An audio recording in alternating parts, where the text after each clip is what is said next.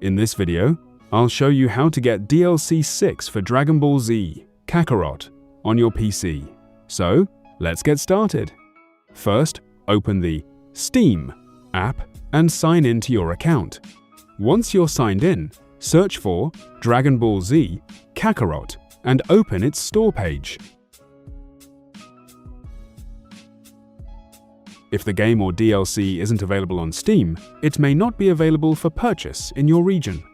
In that case, open your web browser and search for the official Bandai Namco website.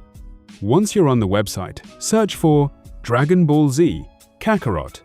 If the game and DLC are available in your region, choose the edition or DLC you want, complete your purchase, and follow the on-screen instructions to install it.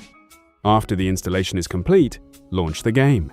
If you already own the base game, DLC 6 will be available from the game's downloadable content section. And that's how you can get DLC 6 for Dragon Ball Z, Kakarot on your PC.